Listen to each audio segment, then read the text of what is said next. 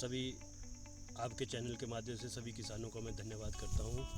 आपका भी धन्यवाद करता हूँ जो आपने सुनील कंडेला जी के बाग में अपना बहुमूल्य समय दिया। किसान भाइयों, किसी भी चीज़ की कटिंग करने का जो फार्मूला था, जितनी हमारे को जानकारी थी, वो मैंने अपने किसान भाइयों को शेयर किया। इसमें 3 तरह के कट के बारे में मैंने इनको जानकारी दी। एक आपका हेड बैक, एक डच कट और एक आपका रिंग कट। वो तीनों कटों की जानकारी मैंने इनको दी और अब 2 साल से जो इस अमरूद के बाग में जो कटिंग हुई है उसका रिज़ल्ट मैंने इनको समझाया। इनका इस कटिंग का जो रिज़ल्ट है वो इन्होंने देख के ये अपनी प्रतिक्रिया ये भी देंगे। और जैसा कि उदाहरण सीधा एक आपको मैं ये दिखाना चाह रहा हूँ, इस प्लांट में आप देखिए कि हमने जो है मेन लीडर पर जो है सारे फ्रूट को ले लिया है, बाहर की शाखों की बजाय जो है मेन लीडर पर हमने जो है फ्रूट को लिया है, जिससे हमारी फ्रूट क्वालिटी में सुधार आएगा।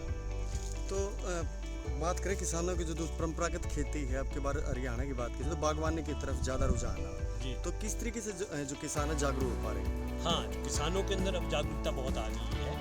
मैं ये देख रहा था, अभी कल मैं पूरे जिन में 4-6 किसानों के बाग में गया, तो वहाँ पर अभी भी वो पारंपरिक खेती जो है उस तरीके की। यहाँ तक तो एक किसान ने ये कहा कि भाई हम जो है इस अमरूद की कहते कटिंग ही नहीं होती। और मैं सुन के बड़ा अचंभित रहा कि भाई ऐसा कौन सा पेड़ है कि जिसकी कटिंग नहीं होती है। तो वहाँ उनके साथ बार्गेनिंग हुई। अब हमने इस बारी जो है हमारे सुनील कंडेला जी, विकास भाई और प्रवीण जी के बाग में 3 बाग में हमने जो है कटिंग करवाई थी अपने तरीके से, हाई डेंसिटी के तरीके से कटिंग करवाई थी। तीनों डच कट, रिंग कट और आपका हेड बैक के फार्मूले के हिसाब से हमने कटिंग करवाई थी। उसमें रिज़ल्ट इनको सबको बहुत ही अच्छा आया और फ्रूट क्वालिटी में बहुत सुधार हुआ। तो हिमाचल की बात की जाए तो हिमाचल से अभी यहाँ किसानों को हरियाणा में ट्रेनिंग देने आ रहे हैं। हिमाचल की सेब प्रसिद्ध है, तो यही अमरूद है जो हरियाणा का, वो किस तरह का और ज़्यादा फेमस हो पाएगा जो किसान सीखेंगे? तो किसान को लिए जो मेन जो बात है, सबसे बड़ी बात है कि अपने ज्ञान को एक दूसरे के बीच बांटने के लिए मैं किसान से अनुरोध करूंगा कि भी अपने दिमाग को, अपने ज्ञान को एक दूसरे किसान के साथ बांटे, एक दूसरे की का सहारा बने।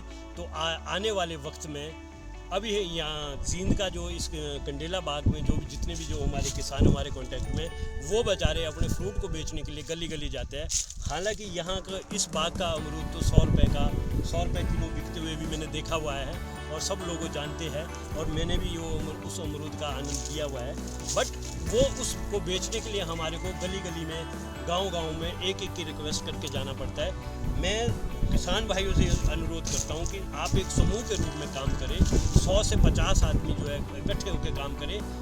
मेरा जो मोटिव है वो ये है कि आने वाले वक्त में खरीदार जींद गांव से ही आके फ्रूट खरीदे, तब मेरे मन को शांति मिले। तो किसानों को मार्केटिंग की सबसे ज़्यादा दिक्कत होती है, उसका फ्रूट तैयार हो जाता है।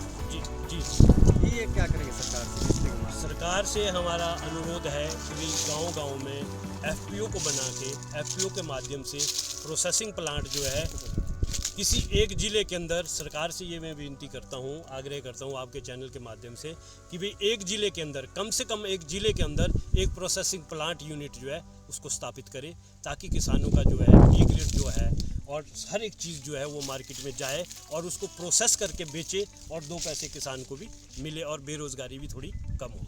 आपका शुभ नाम सर? विनोद मेहता जी। डेफिनेशन? मैं सर BA हूँ। बेसिकली तो मैं किसान हूँ, एप्पल की खेती करता हूँ जी। आप में से कोई सा किसान या जो ट्रेनिंग ली है, क्या सीखा आपने? आज मेरे हरियाणा प्रदेश का किसान जागरूक हो चुका है। पहले जो गेहूं और जीरे के ऊपर डिपेंड रहता था, आज वो बागवानी की तरफ बढ़ने लगा है। और मेरे सामने जो समस्याएं आई तो हमने सोचा वो समस्याएं आम दूसरे किसानों के सामने ना आए, तो इसलिए हमारे बीच में हिमाचल प्रदेश से जो ट्रेनर आए हैं उन्होंने कटिंग के बारे में जानकारी दी है और हाई डायनेस्टी के ऊपर जैसे कैसे बाग लगा जा सकता है और कैसे हम उससे ज़्यादा से ज़्यादा फ्रूट ले सकते हैं।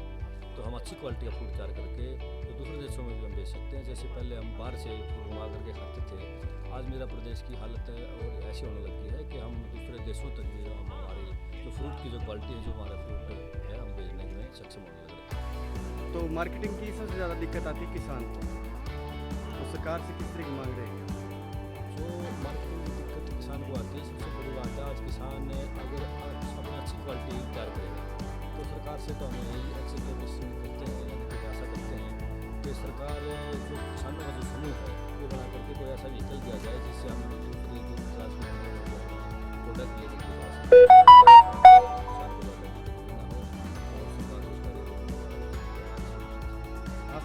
काफ़ी प्रसिद्ध है, 100 रुपये का आपका एक अमरूद बिकता है। अब की बार किस तरह का लक्ष्य है जो आपने कटिंग करवाई है, देखभाल की?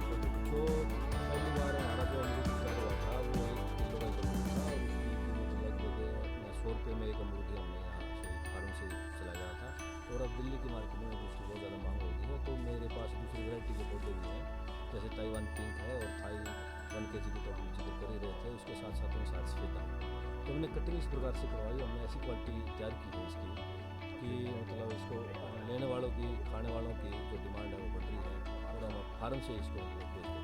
कितने एकड़ में अमरूद का बाग लगा है? हमारा एक टोटल कुल मिलाकर 5 एकड़ का मौजूद फार्म है, जिसमें 2 एकड़ में नींबू है और 3 एकड़ में हमारा अमरूद है, और साथ में हमने अमरूद की नर्सरी भी तैयार कर दी है। तो ये जो अमरूद है इसकी जो मैं इसमें जो हमारा ट्रेनिंग का जो मुख्य उद्देश्य है, किसान को कम से कम 1 एकड़ में 4 और 5 लाख रुपये की आमदनी का जो उद्देश्य है, हमारे साथ किसानों का बाग लगा है, उसमें 4,60,000 रुपये का हमने 60 रुपये का हमने मार्केट में बेचा है।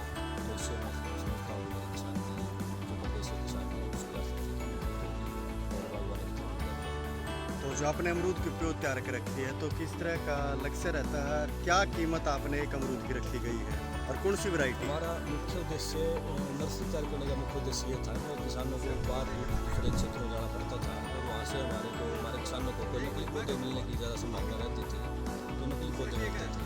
तो हमने सर एक मिनट पीछे गए। तो आज हमने यहाँ नर्सरी का तैयार करने का मुख्य उद्देश्य ये है कि किसानों को किसी प्रकार की कोई असुविधा ना हो और ओरिजिनल पौधा मिले। पहले देखिए हमारा जो बाग है उससे हमने मदर प्लांट लिया है, और उस बाग को देख करके इसी तरीके से आप खेती कर सकते हैं, जिससे हमारे देश के और प्रदेश के किसान की जो आर्थिक स्थिति है मजबूत हो सके। आपका शुभ नाम? मेरा नाम सुनील कंडेला, प्रदेश अध्यक्ष किसान कल्याण मंच हरियाणा। भाई साहब मेरा नाम विनोद है, मैं करसिंधु गांव से आया हूँ। हम 4-5 आए हुए हैं यहाँ पे। मैं पिछले 2 साल से सुनील कंडेला कॉन्टैक्ट में हूँ, और अब की बार मैंने बाग लगाने के लिए खड्डे वगैरह सब कुछ जिस प्रकार सुनील ने बोला था उस प्रकार हमने तैयारी कर रखी है। और आज फ़ोन आया था कि भाई हिमाचल से विनोद मेहता जी आ रहे हैं जो कुछ अपना एक्सपीरियंस बांटने के लिए आए हैं, तो हमने इसीलिए यहाँ पे आए थे। देखा जो सुनील जी के बाग देखे तो बहुत बढ़िया लगा इनको देख करके। जो इन्होंने जो पीछे जो सरकार ट्रेनिंग दे रही थी उन्होंने हमको बताया था कि भाई अमरूद का पौधा हमें 20 बाई 20 पे लगाना है, लेकिन यहाँ पे देखा हमने 6 बाई 6 पे पौधे लगा रखे हैं, और जो बहुत बढ़िया क्वालिटी है, बहुत ज़्यादा पौधे लग जाते हैं, इससे हमारी आमदनी बढ़ेगी। इससे हम बहुत ही ज़्यादा प्रेरित हुए हैं। क्या नाम आपका? विनोद है जी। धन्यवाद। उस भाई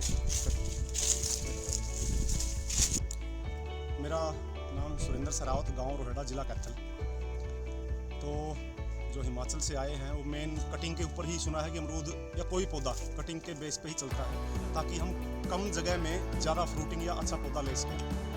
तो आज यहाँ हमने विजिट किया, अच्छा है, इसका फ्रूटिंग बहुत अच्छा है और बहुत बढ़िया सिस्टम लगा है। अभी मैंने पिछले साल 1 एकड़ में बाग स्टार्ट किया था, इस साल मैं 2 एकड़ में कर रहा हूँ, और उससे अगले साल फिर 2 एकड़ में, मतलब 4-5 एकड़ में ये बागवानी करना है।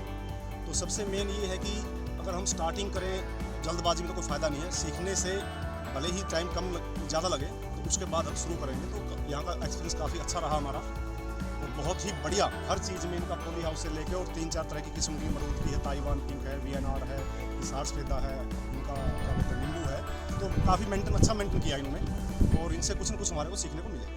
अच्छा, परंपरागत खेती की बात की जाए तो जो धान की खेती पे किसान, हरियाणा किसान जोर देते हैं, अब बागवानी की तरफ काफ़ी रुझान होने लगा है, इसके बारे में क्या कहेंगे? इसके बारे में ये है कि सबसे मेन तो जैसे गेहूँ है, गेहूँ हमारे केमिकल से भरपूर मात्रा में पूरा केमिकल है, विदेशों ने खरीदने से मना कर दिया है, तो गवर्नमेंट उसका रेट देगी क्यों? ये बात होगी। दूसरी बात क्या हुई, ज़मीन कम होती गई, और ज़मीन कम होती गई तो ये फ्रूट ही एक ऐसी चीज़ है जो कम ज़मीन में किसान को ज़्यादा पैदावार दे सकता है। तो छोटा किसान जो है, आज आप बड़े किसानों को ले लो, कर्जदार बैठे हैं, 20 एकड़ 25 एकड़ 30 एकड़ हर किसान कर्जदार है। और जो किसान 3-4 एकड़ में अपना डेली सुबह से शाम तक एक रोज़गार मिल गया, उसको पूरे परिवार को रोज़गार मिल गया, और उसमें अपना कम खेत में ज़्यादा पैदावार लेना है, तो वो बागवानी की तरफ जाना है। क्या नाम है? सुरेंद्र सरावत, गाँव रोहड़ा, जिला। कितने एकड़ में बागवानी करते हैं? अभी मैं 5 एकड़ में प्लान है मेरा, 1 एकड़ में स्टार्ट में पिछले साल किया, 2 एकड़ में अभी शुरू कर रहा हूँ। सर, आप यहाँ सुनील कंडेला खेत में आए तो किस तरह का महसूस या हिमाचल से ट्रेनर आए? एक मिनट भाई, प्लीज भाई, हेलो, 2 मिनट। हाँ जी। मैं विजेंद्र सिंह जाजनावाड़ा से। आज सुनील कंडेला के फार्म के अस्मात आने का मौका मिला, और यहाँ का जो है ना लोकेशन देखे ना बहुत अच्छा लगा कि ये हमारे यहाँ फार्मर इतने प्रोग्रेसिव हैं और इतने जो है ना टेक्निकल खेती कर रहे हैं, देख के बहुत अच्छा लगा। और हमारे जो हरियाणा के फार्मर है जो परंपरागत खेती करते हैं वो अपना ट्रेंड चेंज करके अगर इस प्रकार की टेक्निक खेती की जाए तो हो सकता है वो किसी के मतलब किसी के ऊपर डिपेंड नहीं रहेंगे सरकार की तरफ या किसी की तरफ जो ना वो अपने किसी का मतलब वो नहीं होंगे, आश्रित नहीं होंगे, तो सेल्फ डिपेंडेंट हो सकते हैं। तो ये मतलब बहुत अच्छा लगा और यहाँ की जो फ्रूटिंग और इसकी जो ना ये क्राफ्टिंग देख के ना बहुत अच्छा लगा। आपका शुभ नाम सर? विजेंद्र सिंह जादनवाला से। धन्यवाद जी, सबसे बेस्ट बोले सर आप। कर दे बंद कर।